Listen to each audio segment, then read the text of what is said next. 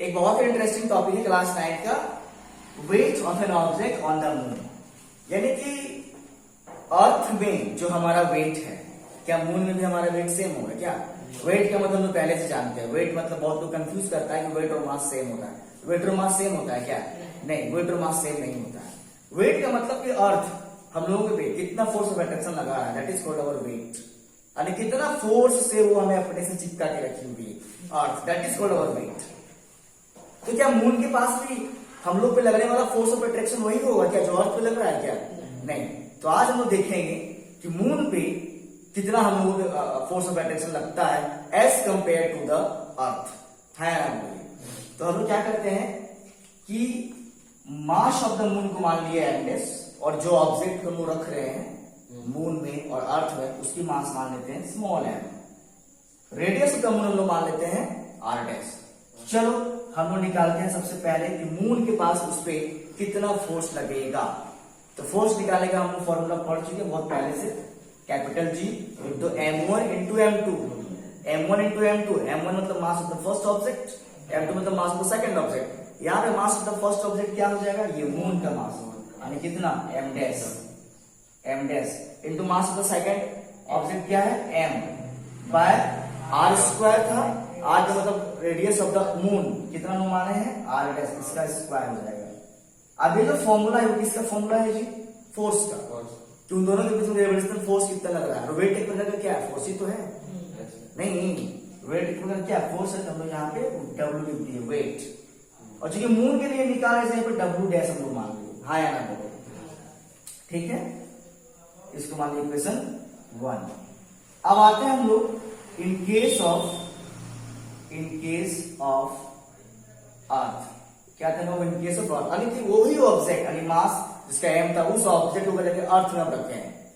पहले कहां पे रखे हम लोग? मून पे। मून पे उस पर कितना फोर्स लग रहा है? ये वाला फोर्स मून पे है। अब वही वाला ऑब्जेक्ट कहां चला जाएगा?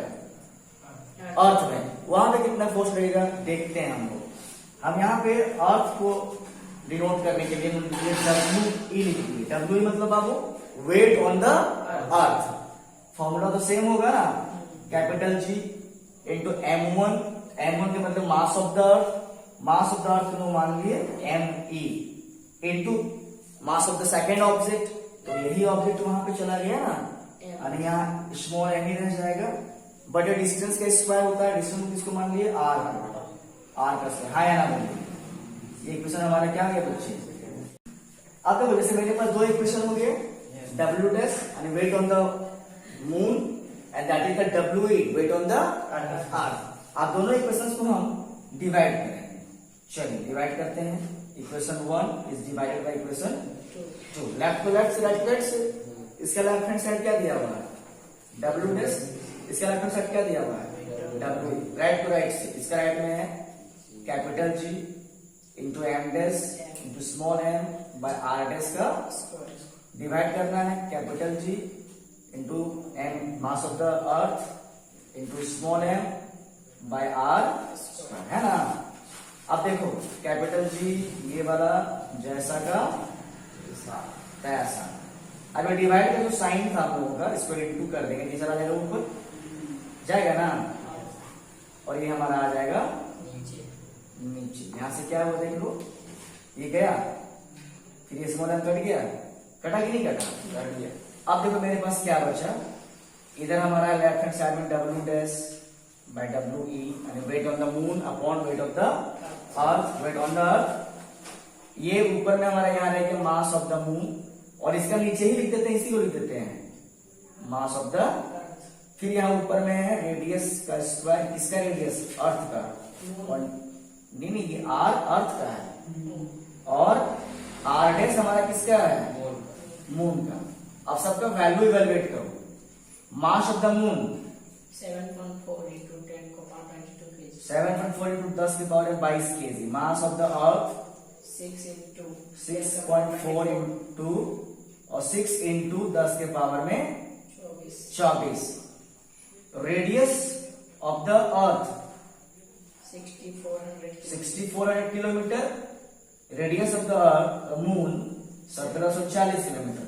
इस पर भी इस पर, इस पर भी इस पर, इसमें हम क्या लगा दिए होल्ड जब हम इसको सॉल्व करेंगे ना, जब इसको सॉल्व करेंगे आप ऐसा देखोगे कि 1/6 आएगा। कितना आएगा बाबू?